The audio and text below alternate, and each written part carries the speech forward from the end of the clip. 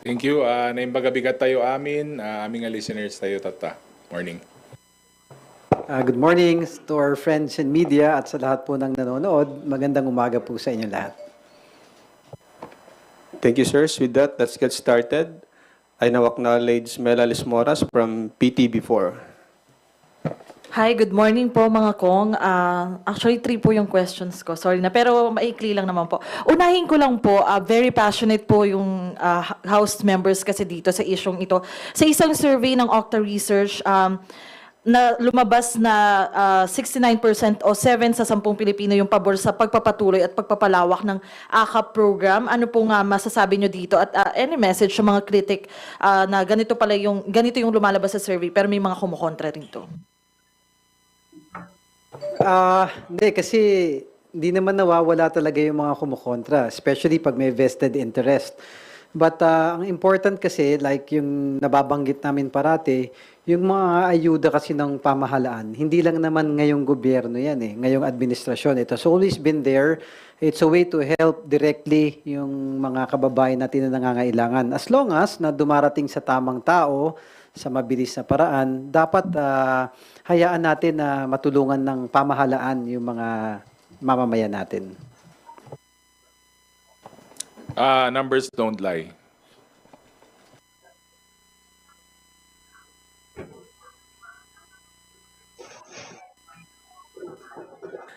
Actually, we're making true to our promise naman, this administration sinasabi, bringing the government services closer to the people. Yung number na yan, so mataas na yan, no, sa survey, 7 out of 10. Apart from yung gusto at suportahan ng ating taong bayan, it also speaks about yung effectivity ng programang ito. Kasi ibig sabihin, yung mga tao, diretso nila nakukuha. Effective yung pag-release sa kanila ng ayuda. Tama nga yung sinabi ni Kong Ernix tsaka ni Kong Paulo na itong ayuda na to, matagal na to sa ginagawa ng gobyerno. We're just trying to improve that. This time, we are not saying that the AKAP is perfect. There's going to be a room for adjustment. That's why we are trying to really improve the services to the people para po madama nila na ang gobyerno po ay working for them. Yung sinasabi po natin na kaya kailangan itong ayuda dahil it goes directly to the pocket of the people. And then, it will strengthen the purchasing power of these individuals, itong mga taong to, as part of the yung consumer, no? That would, in effect, it will contribute, no, positively to the local economy, which in effect is good.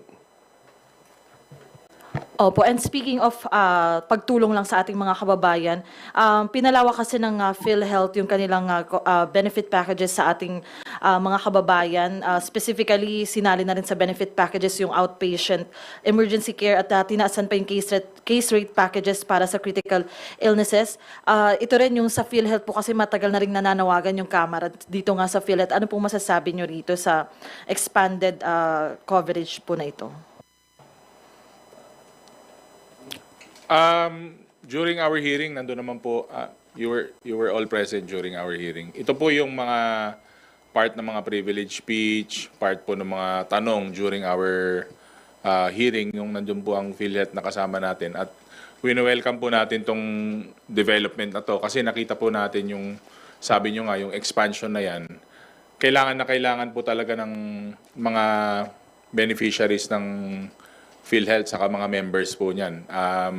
Sabi ko nga, kung ikukumpara mo dati, parang bulk talaga ng expenses na shoulder nung medical assistance program. Pero with that expansion, kumbaga, ito po talaga yung trabaho nila. We've been waiting for this. We've been telling the people na ito po ang kailangan ng taong bayan mula sa PhilHealth. And wini-welcome po natin at maganda po na development yan for PhilHealth.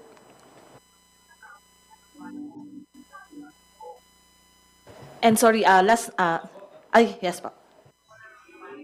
Well, it validates our yung initial position po ng House of Representatives na that's the reason why we held a series of committee hearings precisely because we want to find out kung ano ba yung plano ng PhilHealth, how they would utilize their funds. Natatandaan mo nung una, binatikos tayo dito dahil sinasabi tinatanggalan daw ng assistance, medical assistance, kung ano man yung binibigay ng PhilHealth sa ating mga kababayan. This only proves what we were saying all along, na may pondo ang PhilHealth, and they kailangan lang talaga nilang i-maximize kung ano yung pwedeng ma-reach at ma-improve yung kanilang programa. And right now, nakita natin under this new CEO, President ng PhilHealth, kaya naman pala mag-expand. At tama pala yung sinasabi ng Kongreso na kailangan nilang gastusin yung kanilang pera dahil sobrang laki, and they just have to put that in the right perspective, in right programs. So it validates our position that PhilHealth has the money and they need to expand more. They need to navigate more on how they would provide healthcare services to the people, especially to the direct contributors. Opo. And last na po, tinawag ng Malacanang si former President Rodrigo Duterte na one-man fake news factory when he said that President Ferdinand R. Marcos Jr. is becoming a dictator. Ano lang po yung masasabi niyo po rito? Well, ako dun sa statement, ang hirap po talaga eh. Parang I'm leaning towards that statement na parang factory sila ng fake news, pati yung mga data nila, pati yung mga rally nila, para talagang parang ang tawag dito, parang literally factory ng fake news. Kung baga, tapos pag hinold sila accountable ng tao, kakambyo naman sila na joke lang daw yun. Parang nagmumukha tuloy silang joke eh. So, ewan ko, parang ano bang tawag mo doon sa hari na father faker? Father ng mga fake news, ganun, mother faker. Hindi ko alam kung paano tatawag natin sa kanila. Father faker, mother faker, o anong tawag sa mga anak nila? Fakerist? Ganun? Oo, para mga, ganun yung dating nila, para mga super villains. Ewan ko ba? Ano nakukuha nila sa pag-imbento ng fake news saka paninira sa, lalong-lalo na sa House of Representatives. Parang ngayon kasi nakikita nyo, napaka-aktibo ng administrasyon, katuwang ang House of Representatives. Ang dami nating naibababang tulong sa tao, ang dami nating solusyon na nagagawa. Yung mga problema natin na nandyan, ang target natin, mahanapan ng solusyon. Pero bawat galaw sa bawat pagtulong sa taong bayan, pagbigay ng positive na response sa katulong, gagawa na naman nila ng fake news, saka mag-iimbento na naman sila ng hindi totoo na mga sitwasyon. So, ewan ko ba, parang faker, hater, parang gano'n yung mga dating nila. Mga